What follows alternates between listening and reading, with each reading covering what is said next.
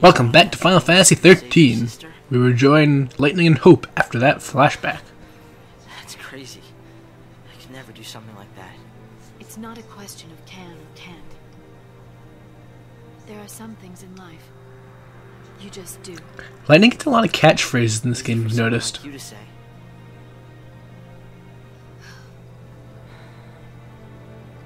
Lightning.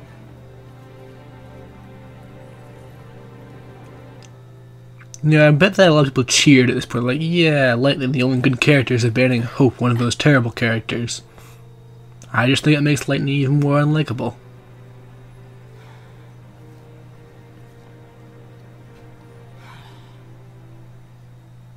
She left me. You're right, she did Hope, but you can also shoot magic out of your fingers. 1, 2, 3, we go. What are you up to? Hey! Did they just imply what I think they implied? I hope not.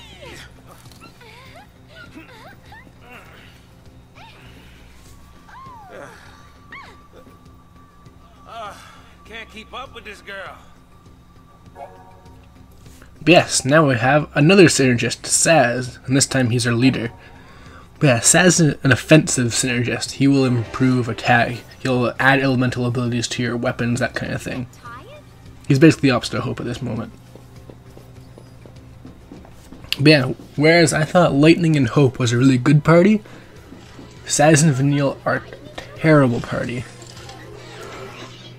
See, you have no commandos, you have to rely entirely on Ravagers, so you're not going to be using chains much, basically. If you land a chain, it's going to go away really fast, and you probably aren't going to get that far in the first place, because more Ravagers equals the faster it depletes.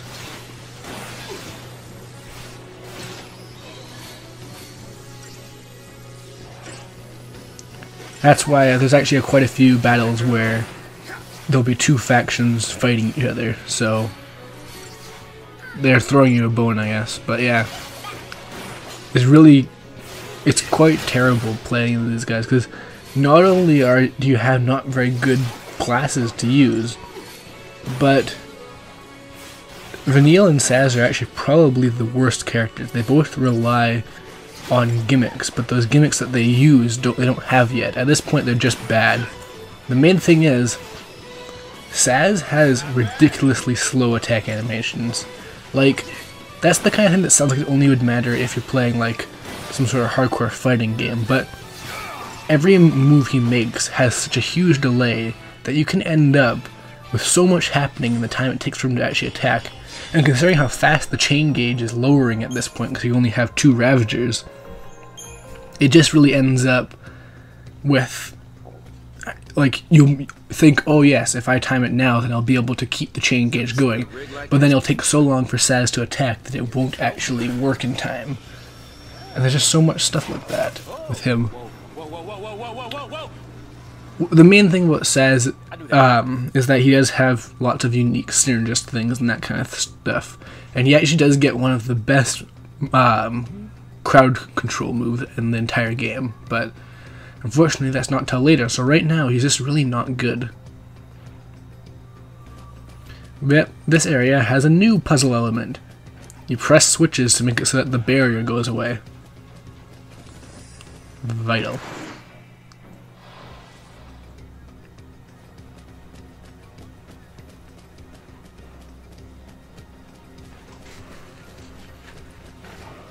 Yeah, allegiances. They basically determine if an enemy will attack each other. They only happen at very specific pre-baked locations, and they very infrequently occur at all in the entire game. But yeah, if there's some pulse enemies and some, say, SciComm enemies, they will fight each other. And when enemies fight each other, you get massive advantages.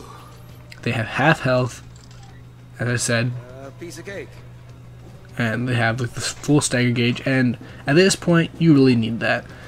Now, the main thing that this whole segment really is about is really that it teaches you which enemy you should be focusing on when you see group attacking each other like this. And as a general rule, just look for the enemy you will have the hardest time with and take that out first. For example, if there's a ton of enemies fighting one big enemy, you should just let those small enemies whack away at its health while you also take it out, and then deal with the smaller enemies.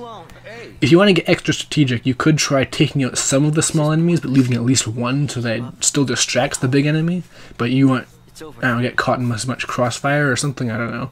It's not over. We'll get you home. I don't have one. Now that Mom is. What about your dad? But yeah, also making a bad choice, especially with this party, will end up making it so that you have a very tough time ahead of you. Flashback. Pretty sure the entire cast of Final Fantasy was secretly sitting there.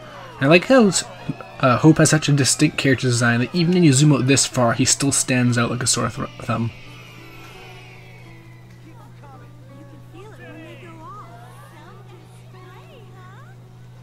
Not making a wish, Hope? Mom, you still believe in that kind of stuff? Wishing on fireworks? Really? That's for little kids. This is like a pretty realistic interaction of mother and son. And again, Hope is 14. This is pretty accurate. He doesn't have to be anything more than this. And like, I don't know, I guess you can find it annoying, but I don't really see what the problem is. The next day, soldiers sealed off the town, and we couldn't get back to Poland. Oh yeah, Hope's hometown, Palom. Actually a classic Final Fantasy reference right there. Although, kind of got lost in translation, what with those Japanese R's and whatnot. In Final Fantasy IV, you have two characters, Palom and Porom. And that's your reference. Just they changed the R in one of them to an L. It's another, yeah, Palom, which kind of fits a bit better instead of Palom and Porom. It's nothing. Forget it. Come with me, okay? Everyone's overly secretive in this game. I think this comes from Tetsuya Nomura's writing style or something like that. They have to have drama. But it doesn't even matter if it makes sense when they get to that drama. Get you back home? Your dad'll be happy to see you.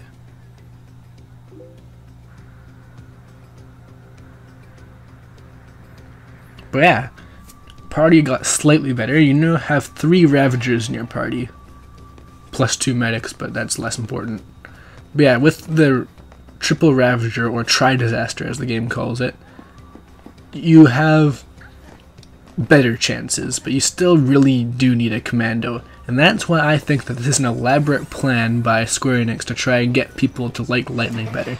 They take her out of your party for completely no reason, just runs off for no reason, and then, spoilers, she comes back right down the line. So I think this is just an elaborate plan to get you to appreciate Lightning more, because she's the only commando.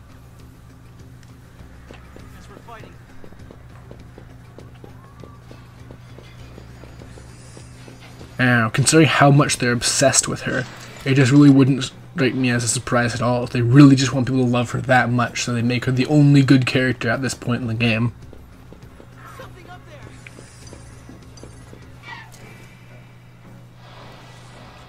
Brand new enemies, and these things are weird. Their attack animations are so bizarre. And another thing to note about them is that they have a short vision range, but it's really hard to tell which way they're facing because they're so weirdly designed. So you can get a Printer Strike easily, but you have to kind of know whether or not they're looking at you. It's easier said than done.